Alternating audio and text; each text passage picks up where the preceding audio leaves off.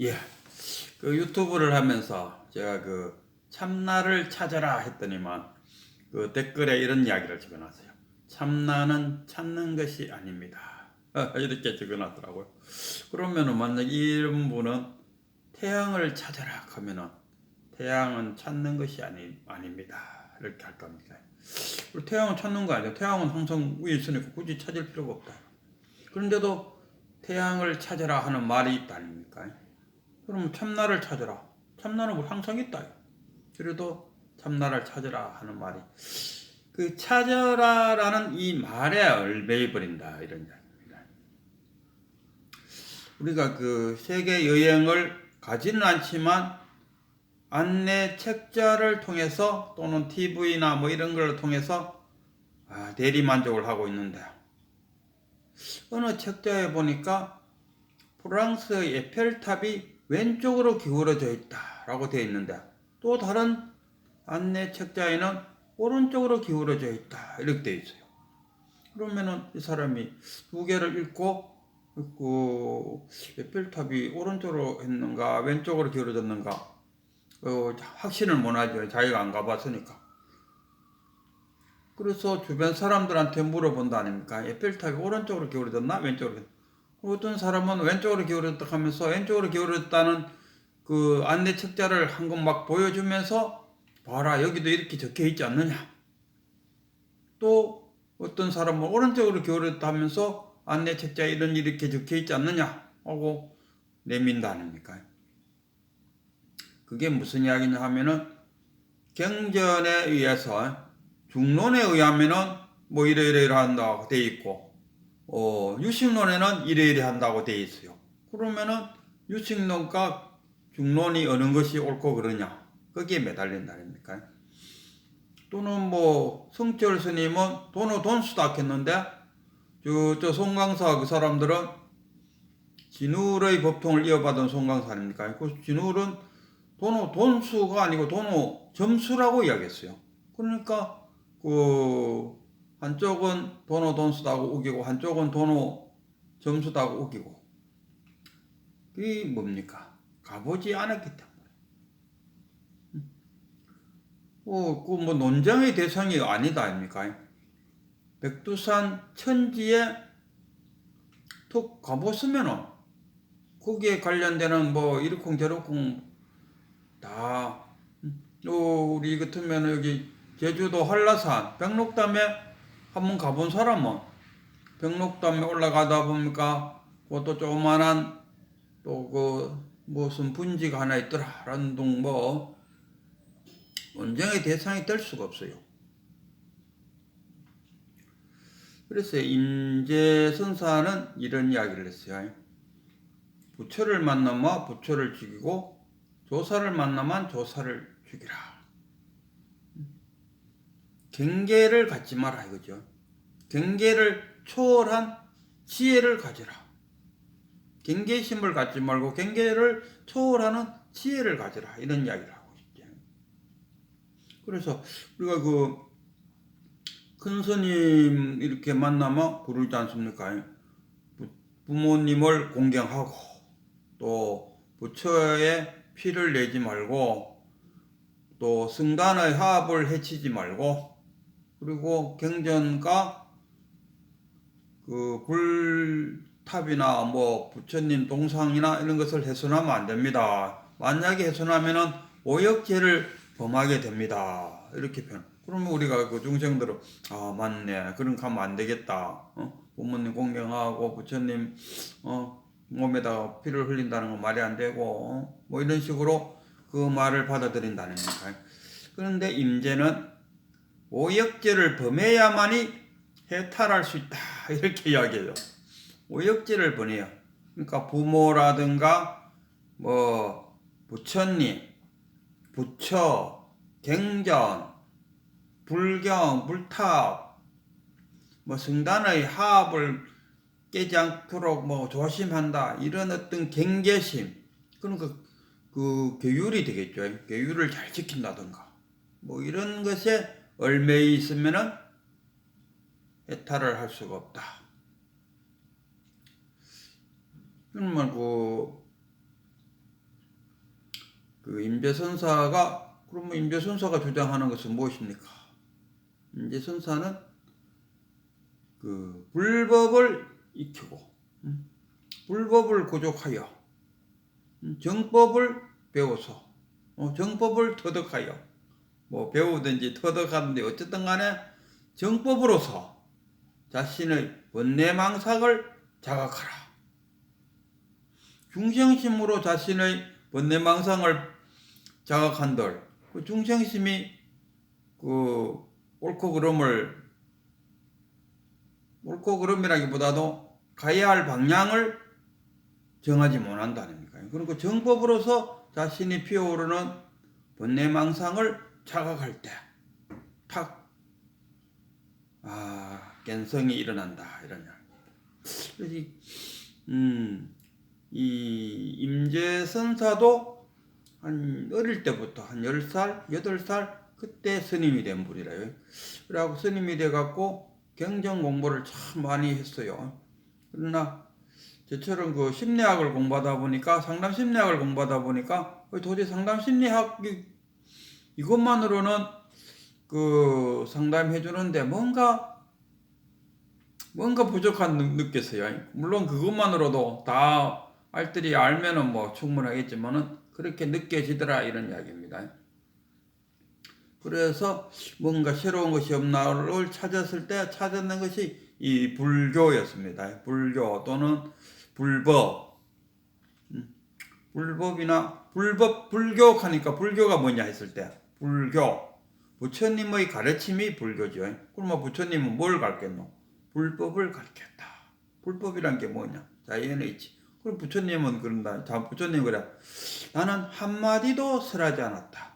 자기 말은 한마디도 없었다.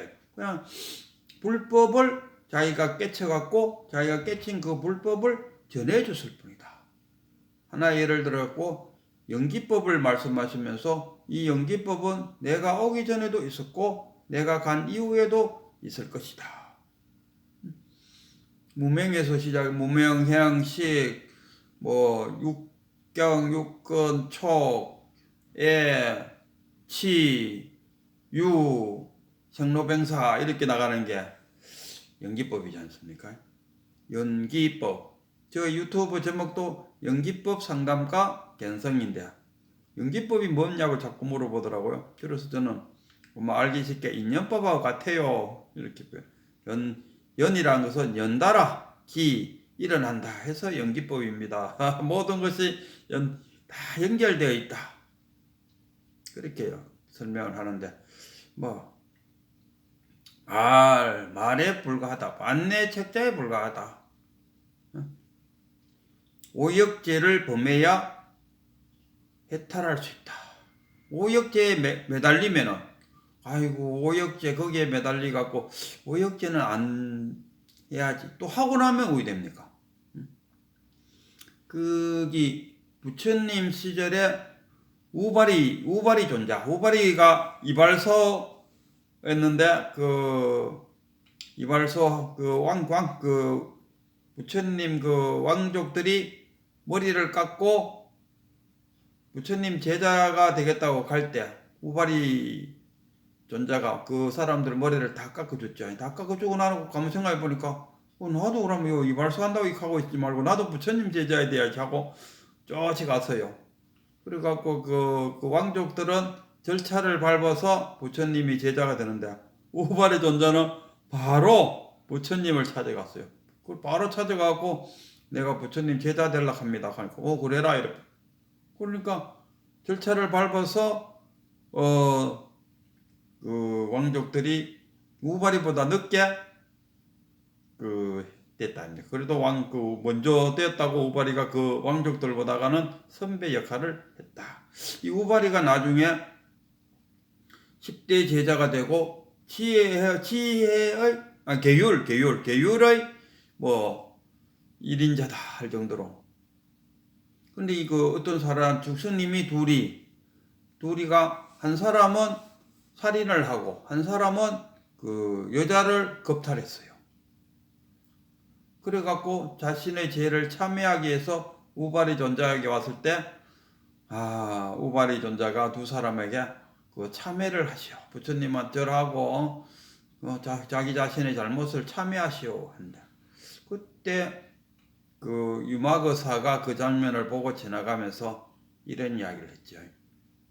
그 자신이 그 저질렀는 그 죄에 매달리면은 거기에 매달려 있으면은 언제 거기서 벗어나노 이거. 그건 참회가 될 수가 없다. 중생의 생각으로 중생의 그 죄를 참회시킨다. 안 된다 이거. 그럼 왜 참회가 되느냐? 지금 여기서 그 참회를 어떻게 해나갈 것인가? 지금 여기서 출발이 되어야 된다. 그럼 내가 그런 죄를 지었으니까 앞으로는 더 좋은 삶을 살면서 어차피 불교는 그래요. 자기 업이라는 게 있다 아닙니까? 산골짜기에 가도 따라오고 바다 깊은 속에 들어가도 따라간다. 그럼 어차피 자기가 지은 죄, 그 죄는 돌려받는다 아닙니까? 내가 지은 죄, 당연히 돌려받겠습니다. 그 죄가 내가 죽어서 지옥을 가더라도 내가 지옥 가서 그 죄를 다 할 때까지 그 죄는 내가 받겠다. 그러나 그 죄를 지었다고 해서 계속 내가 나쁜 사람이 되어서는 안 된다. 그 죄를 참여하는 차원에서 더욱 앞으로의 삶을 더 성실하게 살겠다. 아니 성실하게 살겠다는 건 뭐냐고.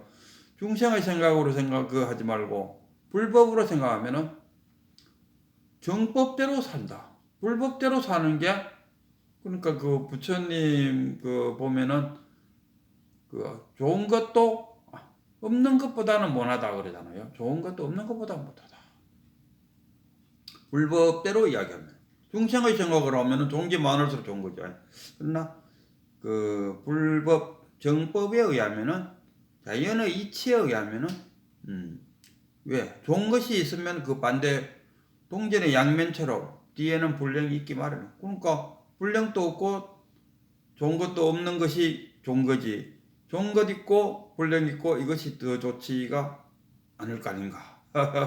어떤 사람은 이거 밋밋하게 좋으면 좋고 나쁘면 나쁘면 섞여 가면서 자갈밭도 있고 그 좋은 길도 있고 그래서 인생 그래서 사는 게 안 좋겠습니까?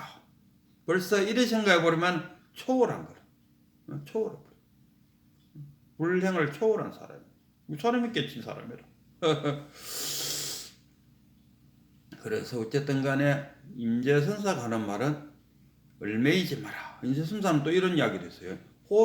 그 사자의 탈을 쓰고 나온 인간이 왜 들려우 목소리를 내느냐. 타고나기는 사자로 태어났는데 목소리는 왜 요 목소리냐. 이 이야기.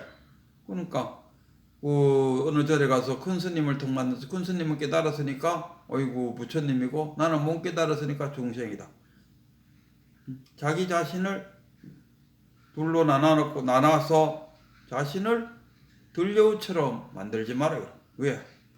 그 깨달는 큰 스님이나 아직 체득하지 못한 나나 다 같은 부처일 뿐입니다. 부처가 뭐냐? 시절의 인연을 만나서 지금 여기 빼고 나면은 다 망상입니다. 지금 여기만이 진실이고 실상이지요.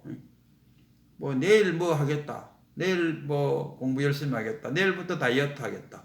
다 그 망상에 불과합니다. 지금 여기를 빼면은 다 망상입니다. 그래서 시절의 인연을 만나 지금 여기서 자신의 지혜로 생명활동을 해나가는 것. 이게 자신의 본분사를 해나가는 것. 이것이 부처. 그래서 임재선사가 오역죄를 범하시오. 오역죄를 범해야 된다. 쉽게 말하면 오역죄 속에 갇히지 마라 이거라. 자기가 만들어 놓는 우상에 매이지 마라. 부처가 무엇이냐? 똥통이다. 임재선사는 똥통이다. 그러면 나한이나 조사는 뭐냐? 장식품이 뭡니까? 감옥에 가면은 이 포승줄도 묶고 뭐 자기를 포박시키잖아요.